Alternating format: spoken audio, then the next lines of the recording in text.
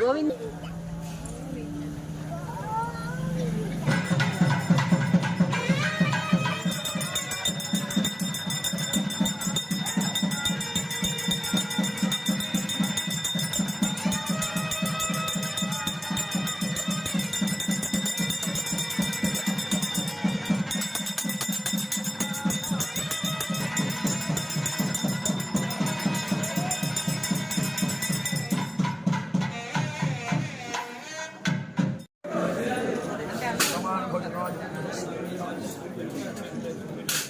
ప్రశ్న పెట్టండి అట్లాగే చెప్పారు. నేను చెప్తాను వచ్చి బాగా వస్తున్నాను.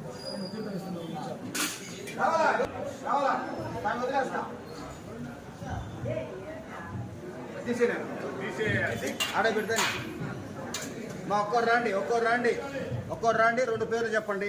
గోత్ర నామాలు ఒక్కరు పోండి, నిదానంగా పోండి. స్వామి కోత దర్శనం చేసుకున్నాం.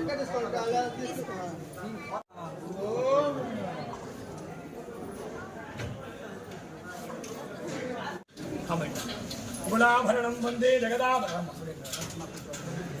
గుణాభరణం వందే జగదా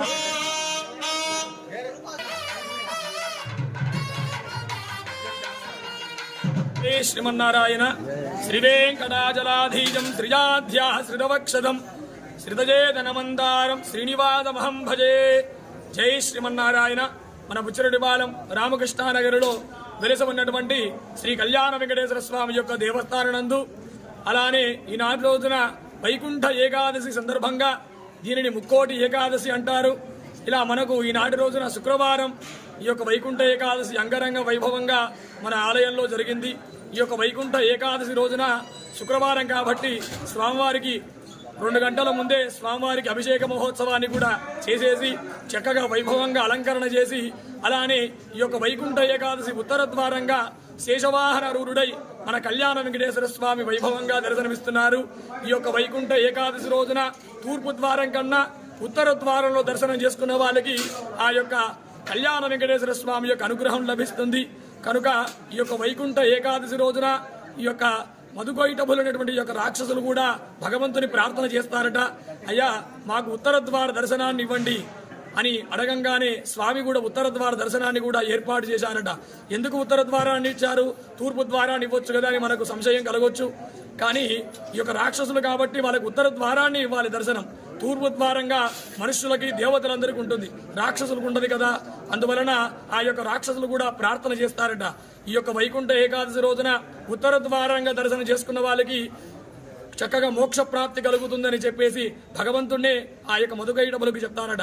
అందువలన ఆ యొక్క మధుకైటబులు కూడా రాక్షసము తొలగిపోయి మోక్షం కలిగిందట. అలా మనందరికి కూడా ఆ యొక్క కళ్యాణ వెంకటేశ్వర స్వామి యొక్క అనుగ్రహంతో వైభవంగా మనందరికి కూడా ఆ స్వామి యొక్క అనుగ్రహం లభిస్తుంది దర్శనం చేసుకున్న వాళ్ళకి. అలానే మనం అందరం కూడా ఉదయాన్నే ఉత్తర ద్వార దర్శనంలో మొట్టమొదటిగా గోపూజ, సకల దేవుల యొక్క స్వరూపమైనటువంటి గోపూజ మహోత్సవాన్ని కూడా చేసుకొని చక్కగా ఉత్తర ద్వారంలో శేషవాహన రూఢుడై మనందరికీ కూడా స్వామి దర్శనమిచ్చారు. ఈ యొక్క చుట్టుపక్కల ప్రాంతంలో ఉన్నటువంటి యొక్క భక్తులందరూ కూడా ఆ యొక్క స్వామిని దర్శించి తీర్థ ప్రసాదములు స్వీకరించారు. అలానే ఈనాటి రోజున పమిడికుల అచ్యుత శివప్రసాద్ గారు, అలానే వారి ధర్మపతి అయినటువంటి సురేఖ గారు నాటి రోజున ఉభయకర్తలుగా పాల్గొన్నారు. వారికి వారి కుటుంబ సభ్యులందరికీ కూడా ఆ యొక్క కళ్యాణ వెంకటేశ్వర స్వామి యొక్క అనుగ్రహం ఉండవలసిందిగా కోరుతున్నాము. మీ అందరికీ కూడా ఆ యొక్క కళ్యాణ వెంకటేశ్వర స్వామి యొక్క అనుగ్రహం ఉండవలసిందిగా కోరుతున్నాము. జై శ్రీమన్నారాయణ.